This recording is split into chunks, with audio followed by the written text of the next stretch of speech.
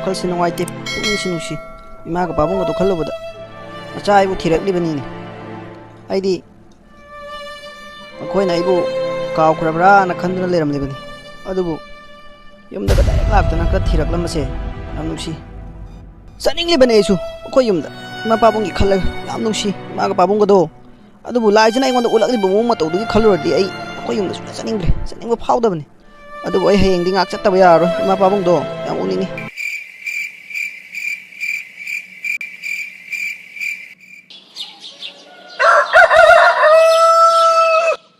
이마가 바본거도 ꯌꯥꯝ ꯅꯨꯡꯁꯤ ngarangsу macagi yumga thiraktana laame ado ai ngasi di chatlurage makoi yumda laija thengnani khanbada amarom da chatningdabani adubu chatabadi yaro ma pabungna wakhal yamna lana khankrane as amusu khaluboda tallini ba pabungi khallaga di chatninge adubu laija thengnani khanbada ne ai moida ka chatok tallabani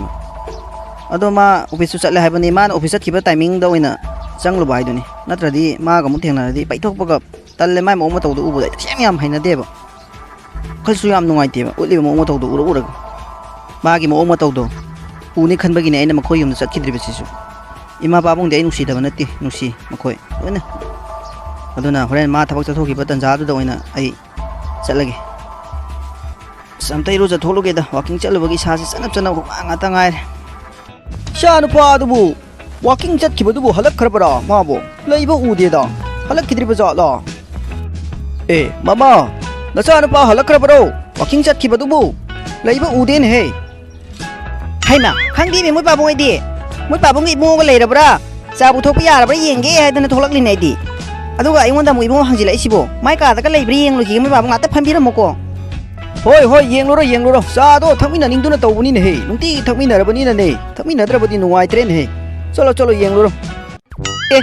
kawine aina sum lai thoise ima ga pabung ngadi somna cha thakbagi ngairamani sai amta pom ja thoge is khangi he ising ni theng ni ing ka lawadana haima leiti mi sida su kanai dana mabu halak tri bajalo paking chapa halak bagi matam di helabani mi tawise kanai chali jana mabu marum da ka leibra amti yeng khige ado taseng na maki di aina makhoi yum da chatpase laijagi khalladi chaningdabani adubu ima babung do yam nungsi makhoi gi khallaga ne aina chatkena chapyung na lepe base ibungo namku barum da lei bro as kawine babung dong haile mane haw lei ima ai loishalage irujariye babab tawrage loidore nang babung gi ima ga dine ja wakin chakibadagi halaktre na pakhana dana lerabni bani o phare phare sa tawro nang babung dong ngai du le hori bani cha thakmi nani haidana khara tuna loishalo ko hoi ima babung dong akata ngai biramo hayo na cha loire nacha nupa adubu magi ka da lehodrabaro mahadi walking chalu bahalaga barum de irujar duna leramle tholak tuita hore lohodorabane ado ai cha ri puthorok me babung ibungo tholaga oina puthol loktholu ko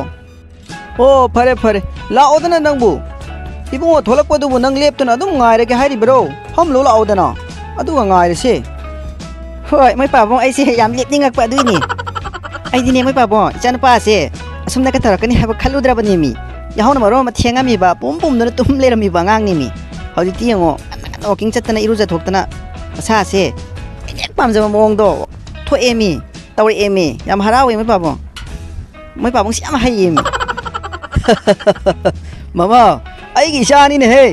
ai na poksa bai chani ne karino nang na khalli ba dubu ai gi chana bu hoi mai babung ai ne mai babung gi chana te kana ne ai hai ki de ko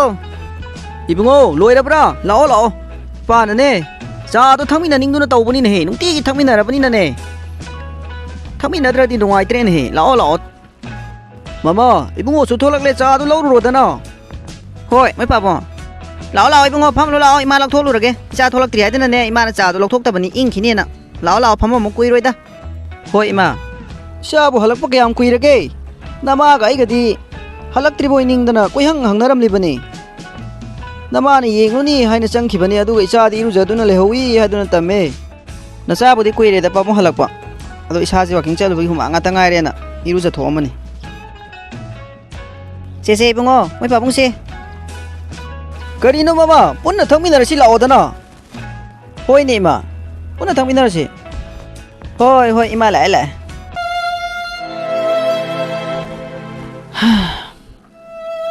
Ba han pu khi banu pi du bu. Ba ga khang na banu pi oi jala. Ado ai ti wakal se. Sing na ma akhoi yum da suk la roi khan khar bar khang ti. Tang di lak pa yari ni ba. Suk lak ki tri. Ta lak la di la le nam ta hai je ge khan ba se. Suk lak ti. Sing na ibu warau khar mal. Warau phom su thoi. Ai na ut khri ba tau khri ba mayam aduna. Ai se ma chandang ni pi hai do tar bani. Khoi bu nu si bi duna mateng pang bi ba mi ama bo ai na. Ta han thana khallu ri ba. Khallu bu duna hojik ti tom ta chaina phang jare. Ningam da ba gi ningam da ba nga ta ngai ri. Tom ta thawai se porok chak se ri. Mama, wakal se nuai ki ne he. Sa tom thel unaba phang jare ni khandana harau harau chatle hai raga. Ang yum na leram da ba se. Wakal yam na nuai te. Uba phang jare ni khandana harau na chatlaga. Ado moi pa bong yam he na su khanjin mi no mi. Bungo tom thel do aina khangi soidana lakani ba khoi chatlamba do ma khoi laklami haibo do khang badagi ma soidana lakani ba.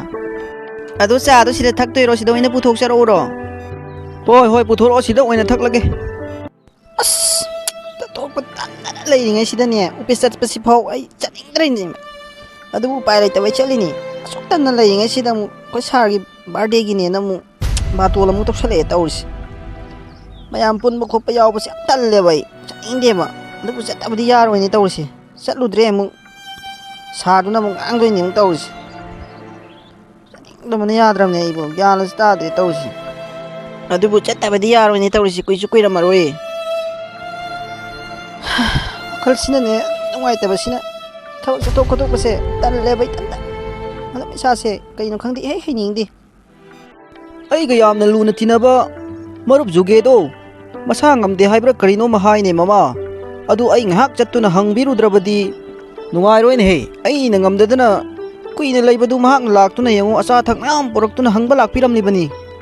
adu mahak na masa ngamdaduna leibada ai namu hangudrabadi phajade ko kuiroi ai ngak chalu khige ko hoi mai ba ma do hangba chapada ne acha po to kai kai no khara leibi kho hoi hoi ai chalu khige ko ngai khu ne mama ai bu khari no maning sing le ne ha ye khalam mani ne he kari no moi pa bong adu kana lawri du bo khangbu khangi mi kari no ning sing li bu atai na te ne he aibu ubada hana noknaramba machanupi ani sibu paisa tingna wana semi haidana ai ubuda noknaramba kanggu do ai ubada hojik lo tuna chatle ne he ai di makhoi bu ubada nokning libani ne ai hek uba khane mai luktha dana dum chatkiba sai yam nokning e makhoi ma tawsi ubada ne sha sina thaba ka tawrak pa sidane ikai raba jani makhoi su oiram ni he moi pa bo sa ni sidane paisa thada duna lai lai su tamhali Pisalon sa tawhande haidana ne nokna duna ne ngangnar ma mayam do chanupi asina thabak ka tawraktana tolok ka chawna charak pasida ikai dana lot pa oiramni ado manabiru nu ko kai cho haibiru nu moi babungi chatom thokpa dum chatpiu hoida kari gi onsan oro do no tawo maku makhoina tawriba mo ong do uboda nokningi haibani da mama mamangda aibu uraga yamna noknaramba khoi gi maningi kari maming dubu kari Tumbado Maki masanupa amata yaudro Adu makhoi masanupa semni bani layak tayo sutam halibani na mukto na aingonda yam na tawlam bani Ado nupi amat hireye kuidri dahil hongki ba Tungan chakreye Han na yang lagtare na ne Hoti na chathak pada ne mi kudingi wakat liba Wakal nungay tanatam liba Ado Ay ubo da ne mahak na wari sananing bagi mo nga manum tawba Ay na ne tabak lay ai khara thure haidana adum lakpa nungai tin he ta bada machanupa amakhak yaujeraga hanna yengbidre haibaduda e adubu tongan ka chare haibro kui khiri dai luhong hiba is mama duna loire ai khoi di imau masak phajabini mau aphabini kana mi khudingi tamamni bani aduga hojik hanna yengbidraba oh nungai ti da mo pabo hoine mama tongan cha khre ye hanna yengbidre ye aduna ne kap tuna mi khuding wakat tuna leirabani ai ka thengna base kauduna ne is harau ni tawriba hana tawrambado adu pura taiwan nabini ai ubada ne wari sananing duna mana tawriba aina leithok tuna lakpa makhoi mayam sigi mamang sida ne sa nupi sina thabak amuka tawrak pase ꯌꯥꯝꯅ ꯍꯔꯥꯎꯏ ꯏꯆꯥꯅ ꯅꯤꯡꯖꯕ ꯊꯨꯡꯗꯨꯅ ꯑꯩꯈꯣꯏꯅ ꯋꯥꯅ ꯍꯣꯠꯅꯖꯈꯤꯕ ꯃꯌꯥꯝꯗꯣ ꯃꯍꯩ ꯆꯥꯕꯁꯦ ꯌꯥꯝ ꯍꯔꯥꯎꯏ ꯃꯃꯥ ꯑꯩ ꯃꯈꯣꯏ ꯃꯌꯥꯝꯒꯤ ꯃꯃꯥꯡꯗ ꯌꯥꯝ ꯄꯦꯜꯂꯦ ꯍꯣꯏ ꯃꯣꯏ ꯄꯥꯕꯨꯡ ꯂꯩꯀꯥꯏꯁꯤꯒꯤ ꯃꯃꯥꯡꯁꯤꯗꯅꯦ ꯑꯩꯁꯨ ꯆꯥꯎꯊꯣꯛꯆꯔꯤꯕꯅꯤ ꯏꯆꯥꯁꯤꯅ ꯑꯁꯨꯝꯅꯀ ꯇꯧꯔꯛꯄꯁꯦ ꯌꯥꯝꯅ ꯍꯔꯥꯎꯖꯈ꯭ꯔꯖꯥꯠꯅꯤ ꯂꯩꯀꯥꯏ ꯃꯌꯥꯝꯁꯤꯅꯅꯦ ꯑꯩꯈꯣꯏꯕꯨꯅꯦ ꯌꯥꯝ ꯍꯟꯊꯅ ꯈꯟꯕꯤꯔꯝꯕꯗꯣ ꯏꯁ ꯍꯧꯖꯤꯛꯇꯤ ꯑꯩ ꯀꯠꯊꯣꯛꯈꯤꯕꯁꯦ ꯀꯧꯔꯛꯈꯤꯕꯁꯤꯅ ꯀꯔꯤ ꯏꯟꯁꯥꯡ ꯆꯥꯔꯒꯦ ꯀꯔꯥꯏ ꯆꯠꯂꯤꯅꯣꯅ ꯏꯁ ꯂꯣꯏꯔꯦ ꯑꯃꯨꯛꯇꯣꯏꯕ ꯍꯪꯂꯤꯕ ꯃꯌꯥꯝ ꯑꯁꯦ ꯈꯨꯝꯕꯒ ꯋꯥꯏꯅꯤ ꯍꯥꯟꯅꯒꯅꯦ ꯏꯃꯥꯟ ꯃꯥꯟꯅꯈꯤꯗ꯭ꯔꯦ ꯍꯧꯖꯤꯛꯇꯤꯅꯦ ꯏꯁ ꯂꯣꯏꯔꯦ ꯃꯣꯏ ꯄꯥꯕꯨꯡ ꯑꯩꯅꯁꯤꯅꯦ ꯍꯥꯏꯁꯤꯅꯤ ꯊꯣꯛꯄꯗꯅꯦ ꯌꯥꯝꯅꯅꯦ ꯋꯥꯈꯜꯁꯦ ꯅꯨꯡꯉꯥꯏꯔꯦ ꯍꯣꯏ ꯑꯩꯁꯨ ꯇꯧꯔꯤꯕꯅꯤꯅꯦꯍꯦ ꯊꯣꯛꯄꯗꯅꯦ ꯍꯪꯂꯤꯕ ꯀꯧꯔꯤꯕ ꯃꯌꯥꯝ ꯑꯁꯤꯅ ꯑꯗꯣ ꯑꯩ ꯉꯥꯛꯇ ꯍꯪꯕꯤꯔꯨꯈꯤꯒꯦꯀꯣ ꯆꯠꯂꯨꯈꯤꯒꯦ ꯏꯁ ꯍꯥꯟꯅ ꯉꯥꯡꯅꯔꯝꯃꯤꯕ ꯃꯌꯥꯝꯗꯣ ꯃꯣꯏ ꯄꯥꯕꯨꯡ ꯀꯠꯊꯣꯛꯄ ꯉꯝꯂꯝꯗ꯭ꯔꯤꯕꯅꯤ ꯑꯗꯨ ꯑꯗꯥꯅ ꯏꯁ ꯉꯥꯡꯕꯤꯗꯅ ꯑꯗꯨꯕꯨ ꯏꯆꯥꯅ ꯀꯟꯅ ꯍꯣꯠꯅꯖꯗꯅ ꯍꯧꯖꯤꯛꯇꯤ ꯏꯆꯥꯅ ꯅꯤꯡꯖꯕꯁꯨ ꯊꯨꯡꯉꯦ ꯑꯩꯈꯣꯏꯁꯨ ꯃꯤꯃꯥꯡꯗ ꯆꯥꯎꯊꯣꯛꯆꯅ ꯂꯦꯞꯄ ꯉꯝꯖꯔꯦꯗꯅ ꯀꯥꯎꯏꯅꯦ ꯏꯆꯥ ꯑꯣꯐꯤꯁ ꯆꯠꯇꯣꯏ ꯑꯣꯏꯔꯝꯒꯅꯤꯅꯦ ꯑꯩ ꯆꯥ ꯑꯝꯇ ꯂꯣꯏꯁꯤꯟꯕꯤꯔꯨꯈꯤꯒꯦ ꯕꯨꯡꯉꯣ ꯆꯠꯄ ꯊꯣꯛꯂꯛꯂꯕ꯭ꯔꯥ ꯍꯣꯏ ꯏꯃꯥ ꯅꯆꯥ ꯑꯃꯨꯛ ꯆꯠꯆꯔꯨꯈꯤꯒꯦ ꯒꯥꯔꯤꯗꯣ ꯀꯟꯅ ꯊꯧꯒꯅꯨꯀꯣ ꯇꯞꯅ ꯊꯧ ꯀꯟꯅ ꯊꯧꯕ ꯁꯨꯡꯌꯥ ꯌꯥꯗꯦ ꯏꯆꯥꯁꯤꯗꯤ ꯊꯨꯔꯦ ꯀꯥꯏꯅꯅꯦ ꯌꯥꯝꯅ ꯐꯤꯡꯅ ꯇꯧꯒꯅꯨ ꯏꯁꯣꯔ ꯈꯨꯔꯝꯗꯅ ꯇꯞꯅ ꯏꯪꯅ ꯆꯠꯂꯨꯀꯣ ꯍꯣꯏ ꯏꯃꯥ ꯅꯆꯥꯗꯤ ꯑꯌꯥꯝꯕ ꯃꯇꯝꯗ ꯒꯥꯔꯤ ꯀꯟꯅ ꯁꯨꯡꯊꯧ ꯊꯧꯖꯗꯦ ꯏꯃꯥ ꯑꯗꯨꯝ ꯇꯞꯅ ꯑꯗꯨꯝ ꯆꯠꯂꯦ ꯆꯠꯂꯨꯈꯤꯒꯦꯀꯣ ꯏꯃꯥ ꯅꯨꯡꯁꯤꯈ꯭ꯔꯦꯅꯦꯍꯦ ꯏꯆꯥꯁꯤꯗꯅꯦ ꯏꯃꯧ ꯑꯐꯕꯤ ꯑꯃꯇꯅꯦ ꯊꯤꯖꯤꯜꯂꯕꯗꯤ ꯅꯨꯡꯉꯥꯏꯒꯗꯕꯅꯤ ꯇꯧꯔꯤꯁꯦ ꯆꯥꯛ ꯊꯣꯡꯉꯦ ꯑꯩ ꯐꯤ ꯁꯨꯔꯦ ꯑꯩ ꯉꯝꯗ꯭ꯔꯦꯕ ꯋꯥꯔꯦꯕ ꯏꯁꯥꯁꯦ ꯑꯍꯜ ꯑꯣꯏꯔꯀꯥꯟꯁꯤꯗꯅꯦ ꯑꯩꯅ ꯂꯣꯏꯅ ꯄꯨꯗꯨꯅ ꯂꯩꯔꯦ ꯇꯧꯔꯤꯁꯦ ꯑꯃꯨꯛꯇꯕꯨ ꯍꯥꯏꯗꯨꯅ ꯌꯦꯡꯁꯤꯔ ꯈꯪꯗꯦꯅꯦ ꯏꯆꯥꯅꯅꯦ ꯈꯣꯏꯗꯥꯖꯗꯅꯅꯦ ꯏꯃꯧ ꯑꯃꯇꯪ ꯍꯥꯏꯕ ꯆꯠꯂꯨꯕꯗꯨꯁꯨꯅꯦ ꯊꯕꯛ ꯇꯧꯍꯜꯂꯛꯈꯤꯒꯦ ꯃꯥꯅ ꯅꯤꯡꯕ ꯊꯨꯡꯍꯜꯂꯛꯈꯤꯒꯦꯅ ꯇꯧꯗꯅꯅꯦ ꯂꯩꯔꯦ ꯀꯩꯅꯣꯕꯁꯤ ꯇꯧꯗꯣꯏꯁꯤꯕꯨ ꯏꯃꯧ ꯑꯃ ꯊꯤꯔꯣꯅ ꯍꯥꯏꯕꯁꯨ ꯑꯃꯨꯛ ꯉꯝꯃꯣꯏꯗꯣꯔꯤ ꯇꯧꯔꯤꯁꯦ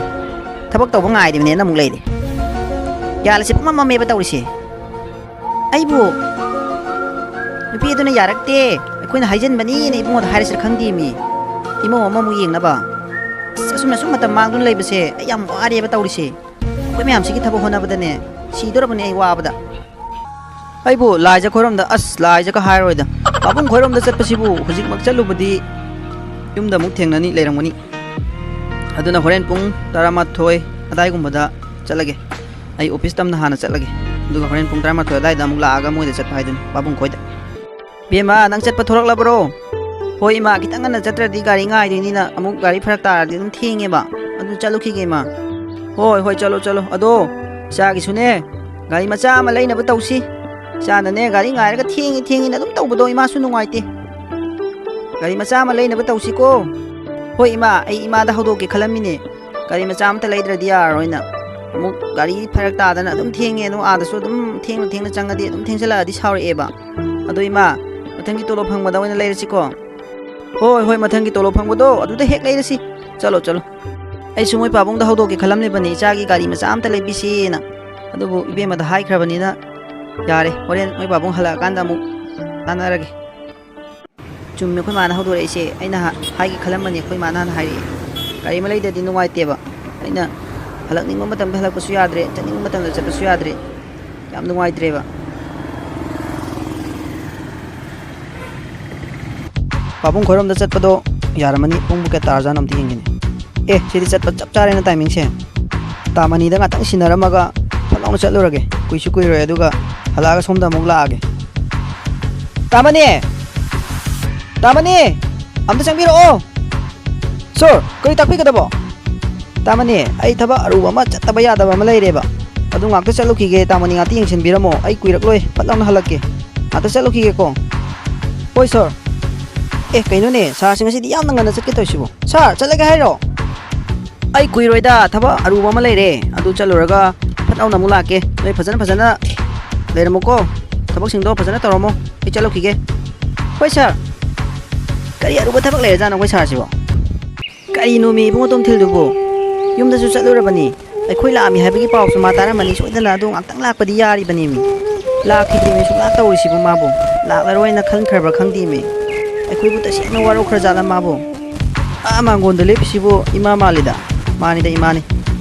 ꯁ꯭ꯋꯥꯏꯗ ꯊꯧꯖꯤꯜꯂꯒ ꯃꯇꯥꯏꯁꯤꯗ ꯈꯥꯝꯃꯒꯦ ꯃꯥꯅꯤ ꯑꯩ ꯒꯥꯔꯤꯁꯤꯗ ꯈꯥꯝꯕꯁꯦ ꯌꯦꯡꯉ ꯂꯩꯔꯦ ꯍꯩꯃꯥ ꯑꯁꯤꯕꯨ ꯏꯕꯨꯡꯉꯣ ꯇꯣꯝꯊꯤꯜ ꯅꯠꯇ꯭ꯔꯣ ꯃꯥꯅꯤꯅꯦꯍꯦ ꯏꯕꯨꯡꯉꯣ ꯇꯣꯝꯊꯤꯜ ꯂꯥꯛꯑꯣ ꯆꯪꯉꯛꯑꯣ Imaadi nang bulakpara haidana yengmadane ngakasi loina narabani. Nungtigini imana thok-thok ni siya bulakpara haidana yengisi lao chang'o. Hoi ima nacha fartadana ne changjarage. Karigino ibungo nangna akhoi yumda sunglak lakhidribasibu. Ima akhoi bu nangna warauribaro. Karigino khumo. Sana laktabda ima akhoi di leifam chapam khangdrene he tawfam khangdaduna. Nang pabung ga igadi nakhoi yumdang hanang unabani hara horau lae cha leiramdre. Karigino ba nangna kari khanbagino ba ima akhoi da sunglak lakhidribasibu. Ima nachabu waraubiranu. Nacha thabak yamna sinkhre handakse. Aipam khangdana.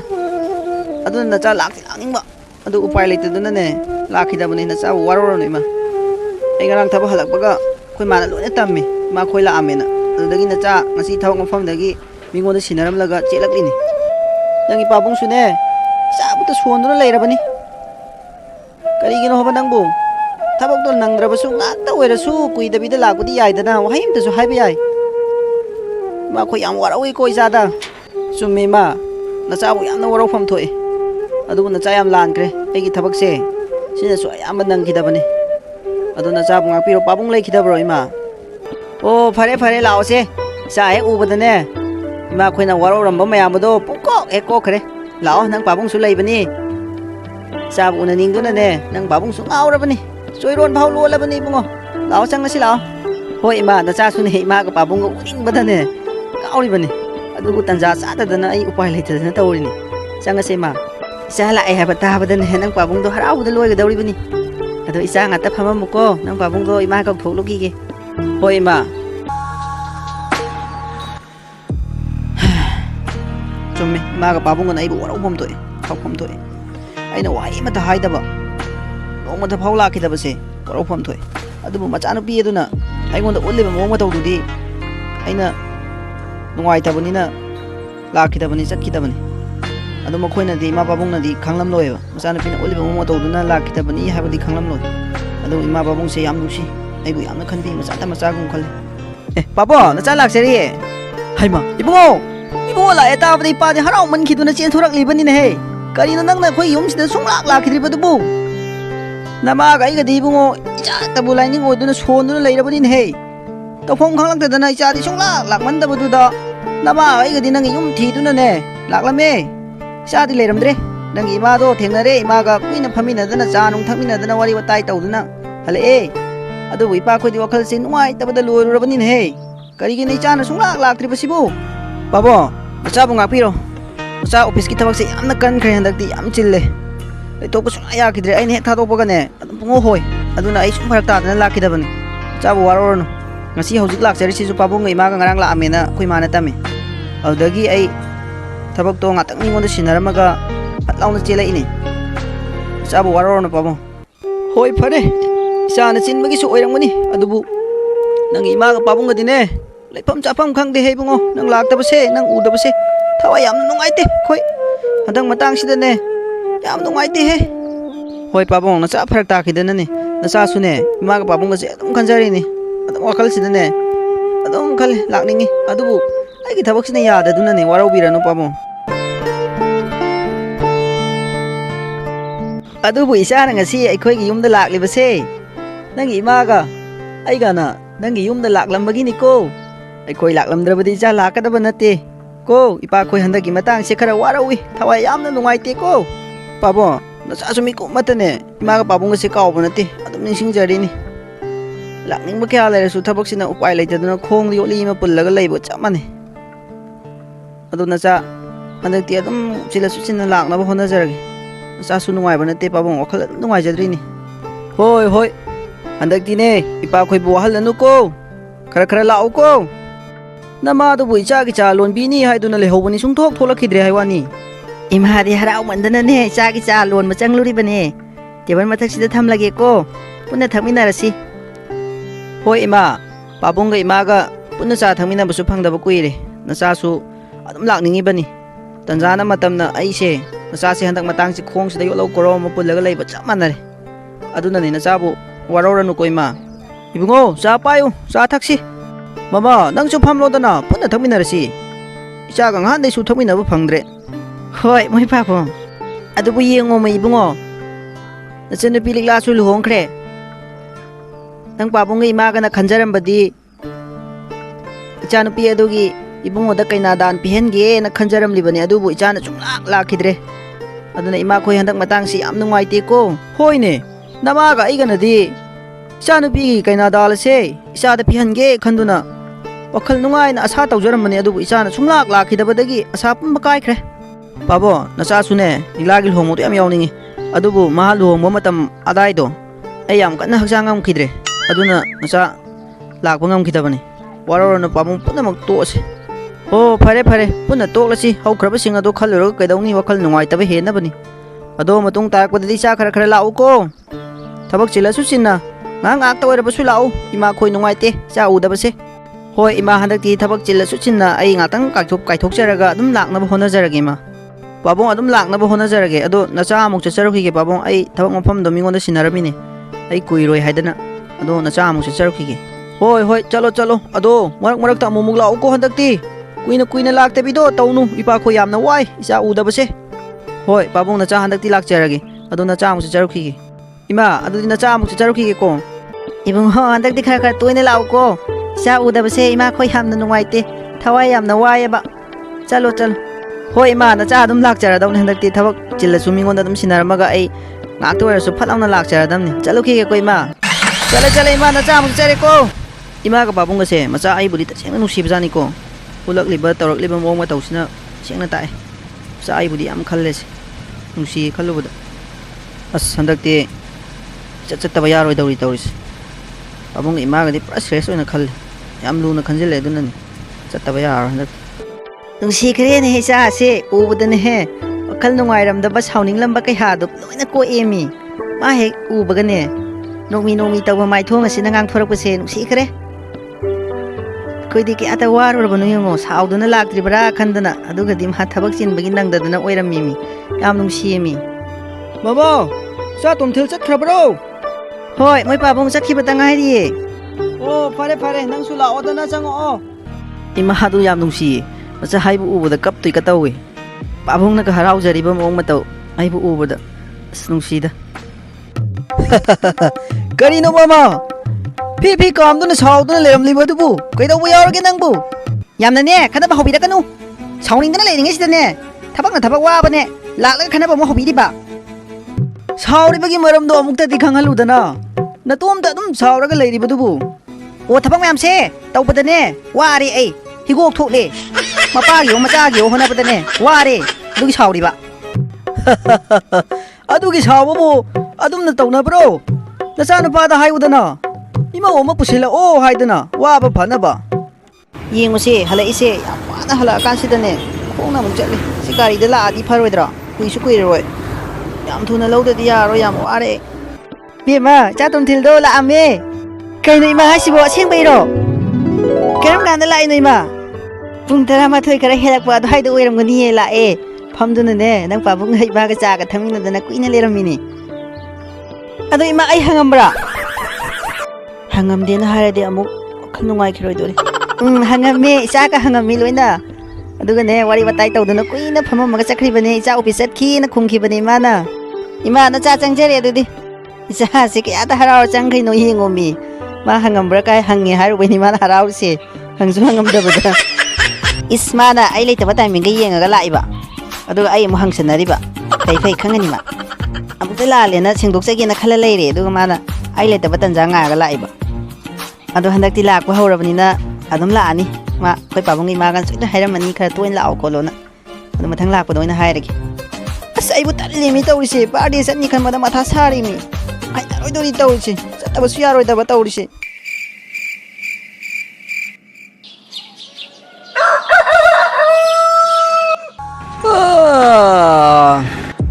ngasi se koi satang gi party oirangoni ne koi puna laktaba yaro kana yam kana hairamani ne sataba yaro ne tawrise medium yam ngoni maji loina badon taweba koi staff sing loina lao na mana invitation loi birami as talleda mi yam ngoni sataba yaro ne tallena sataba yaro do sunataba horen office ta khanarage suti di kharanga na tha daba yaro hadi staff sing loina invitation biramani na mo loina chat kya harani ai su sat tore suti kharanga ne hek tha do pai dun horen office ta oina tamani khanarage ꯑꯝꯇꯕꯨ ꯏꯔꯨꯖꯊꯣꯛꯂꯨꯈꯤꯒꯦ ꯇꯥꯡꯕꯅ ꯋꯥꯈꯜꯗ ꯍꯔꯥꯎꯖꯔꯝꯃꯤ ꯃꯍꯥꯛꯅ invite ꯇꯧꯈꯤꯕ ꯃꯤ ꯄꯨꯝꯅꯃꯛ ꯂꯣꯏꯅ ꯂꯥꯛꯄꯤ ꯍꯥꯏꯗꯅ ꯌꯥꯝꯅ ꯍꯔꯥꯎꯅ ꯂꯩꯔꯝꯃꯤ ꯅꯥꯀꯜ ꯑꯃꯔꯣꯝꯗꯅ ꯂꯥꯏꯖꯅ ꯇꯣꯝꯊꯤꯜꯒ ꯂꯦꯞꯃꯤꯟꯅꯔꯤꯕ ꯅꯨꯄꯤ ꯑꯁꯤ ꯃꯍꯥꯛꯀꯤ ꯈꯪꯅꯕ ꯅꯨꯄꯤ ꯑꯣꯏꯔꯝꯒꯅꯤ ꯍꯥꯏꯅ ꯋꯥꯈꯜ ꯅꯨꯡꯉꯥꯏꯇꯅ ꯅꯣꯟꯊꯗꯨꯅ ꯂꯩꯔꯝꯃꯤ ꯇꯣꯝꯊꯤꯜꯅ ꯑꯃꯨꯛ ꯌꯦꯡꯂꯨꯕꯗ ꯂꯥꯏꯖꯅ ꯅꯣꯟꯊꯗꯨꯅ ꯂꯩꯔꯤꯕ ꯑꯗꯨ ꯃꯍꯥꯛ ꯎꯕꯒꯤꯅꯤ ꯈꯟꯗꯨꯅ ꯅꯨꯡꯉꯥꯏꯔꯝꯗꯦ ꯅꯥꯀꯜ ꯑꯃꯔꯣꯝꯗ ꯂꯥꯏꯖ ꯇꯧꯔꯤꯕ ꯑꯗꯨ ꯎꯅꯤꯡꯗꯗꯨꯅ ꯃꯄꯥꯟꯗ ꯊꯣꯛꯂꯝꯃꯤ ꯃꯥꯒ ꯈꯪꯗꯕ ꯅꯨꯄꯤ ꯑꯣꯏꯔꯝꯒꯅꯦꯕ ꯁꯣꯏꯗꯅ ꯃꯤꯁꯤꯒꯤ ꯃꯅꯥꯛꯇ ꯃꯥ ꯑꯗꯨꯝ ꯂꯦꯞꯃꯤꯟꯅꯗꯨꯅ ꯍꯔꯥꯎ ꯍꯔꯥꯎ ꯋꯥꯔꯤ ꯋꯥꯇꯥꯏꯒ ꯇꯧꯗꯨꯅ ꯂꯩꯌꯦ ꯅꯣꯡꯃ ꯏꯇꯧ ꯇꯧꯈ꯭ꯔꯦ ꯍꯥꯟꯅꯒ ꯃꯥꯟꯅꯈꯤꯗ꯭ꯔꯤ ꯑꯩ ꯌꯥꯝ ꯅꯨꯡꯉꯥꯏꯇꯦ ꯋꯥꯈꯜꯁꯦ ꯎꯔꯒꯅꯦ ꯊꯋꯥꯏꯁꯦ ꯌꯥꯝ ꯆꯥꯛꯑꯦ ꯄꯨꯛꯅꯤꯡ ꯌꯥꯝ ꯅꯨꯡꯁꯤꯔꯦ ꯑꯩ ꯃꯥꯅ ꯎꯠꯂꯤꯕ ꯃꯑꯣꯡ ꯃꯇꯧꯁꯦ ꯎꯔꯒ ꯊꯋꯥꯏꯁꯦ ꯌꯥꯝ ꯆꯥꯛꯄ ꯍꯦꯜꯂꯦ ꯀꯩꯅꯣ ꯃꯤ ꯂꯥꯏꯖꯅ ꯁꯤꯗ ꯂꯦꯞꯄꯝꯕꯗꯣ ꯄꯞ ꯊꯣꯛꯈ꯭ꯔꯤꯁꯤꯕꯣ ꯑꯩꯅꯗꯤ ꯃꯥ ꯎꯗꯣꯔꯦꯅ ꯂꯣꯠꯄ ꯍꯣꯠꯅꯔꯤ ꯑꯗꯨꯒ ꯂꯩꯊꯣꯛꯇꯅ ꯂꯩꯔꯤ ꯑꯩꯅ ꯉꯁꯥꯏꯗꯒꯤ ꯑꯗꯨꯒ ꯃꯥꯅ ꯑꯩ ꯎꯔꯒ ꯁꯥꯎꯔꯤꯔ ꯀꯔꯤꯅꯣ ꯃꯥꯁꯤꯕꯨ ꯑꯩ ꯎꯕꯒꯤ ꯆꯦꯟꯊꯣꯛꯏꯔ ꯎꯗꯅꯕ ꯊꯩꯔꯤꯔ ꯅꯠꯇ꯭ꯔꯒ ꯀꯔꯤꯅꯣ ꯃꯦꯕꯨ ꯆꯃꯝꯅꯔꯤ ꯃꯤ ꯇꯧꯔꯤꯁꯦ ꯇꯁꯦꯡꯅ ꯑꯩ ꯎꯕꯗ ꯅꯨꯡꯉꯥꯏꯇꯗꯅ ꯊꯣꯛꯄ ꯑꯣꯏꯔꯝꯃꯁꯨ ꯌꯥꯏꯗ ꯃꯥꯒꯤ ꯃꯑꯣꯡ ꯃꯇꯧꯗꯣ ꯑꯩ ꯎꯕꯗ ꯑꯗꯨꯝ ꯎꯠꯄꯅꯤ ꯑꯗꯨꯒꯤ ꯑꯩ ꯂꯩꯔꯦ ꯑꯩ ꯌꯥꯎꯔꯝꯃꯦ ꯈꯟꯗꯅ ꯊꯣꯛꯈꯤꯕ ꯑꯣꯏꯔꯝꯒꯅꯤ ꯁꯣꯏꯗꯅ